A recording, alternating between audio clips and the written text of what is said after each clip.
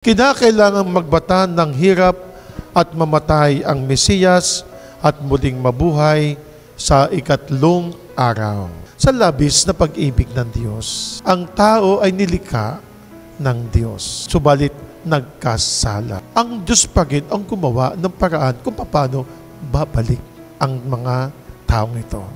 Ang Espiritong Banal, ang patnubay. Ang patnubay, siya ang maggagabay sa inyo. Siya ang magpapaliwanag sa inyo sa mga hindi ninyo nauunawaan o naiintindihan. At sa pamamagitan ng patnubay, dadalhin niya kayo sa isang lugar na kung saan ang Diyos ay lagi pong nananahan. Ang pagpapakababa, yan ang ating magiging tulay upang din tayo makarating doon sa langit. Baunin po natin. Nauna na po ang ating Panginoong Hesus. Tayo po'y hinihintay po niya doon. Habang tayo naghihintay, ito rin po ang ating pagkakataon.